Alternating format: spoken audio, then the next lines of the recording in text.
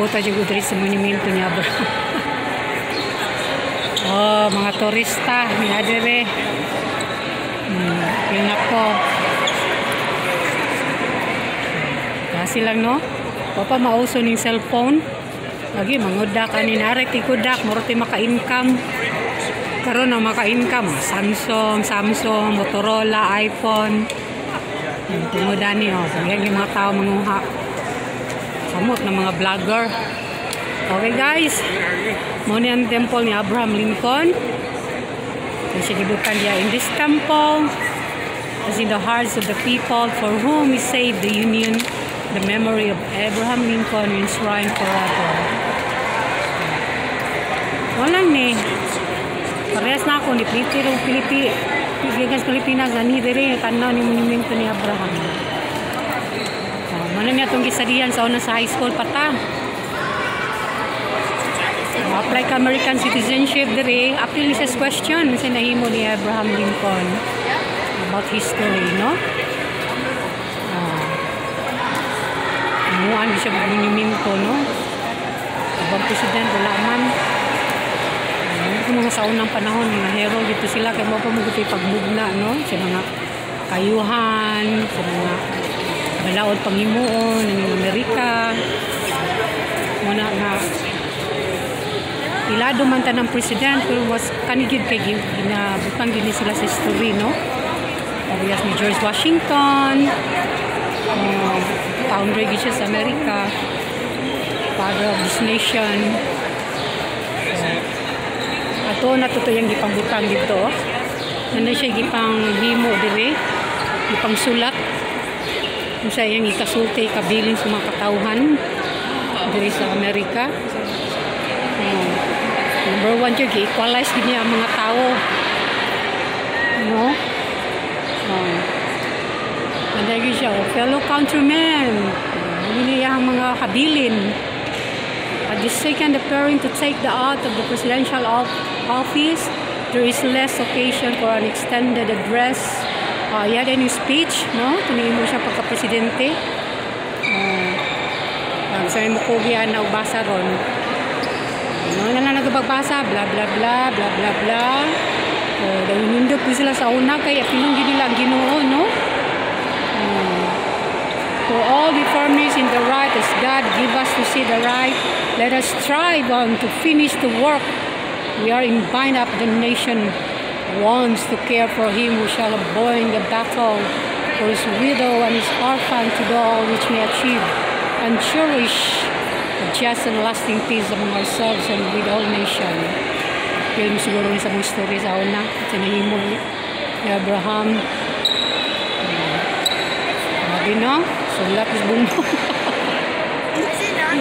Kita unsa may sulat diary ra naton sa kabus sa tuwang kinabuhi. Awar gud guys, oh. Kasi mga tao, nasta mga bata.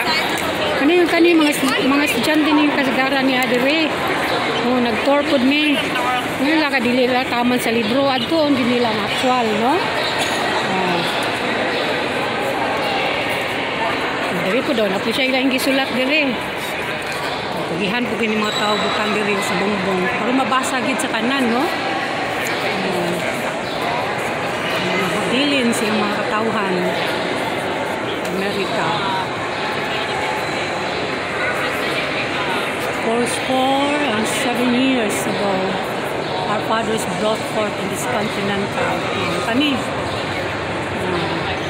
nindot ni, basahon ginitanan na sabto, nindot ni, unang mga tao nga nanganhili sa Amerika, ang hilig kang history. Ang dagin nila, pati biyagin po nilang fight aning lugar, maila ni, lagi, itong mga Indian sa una.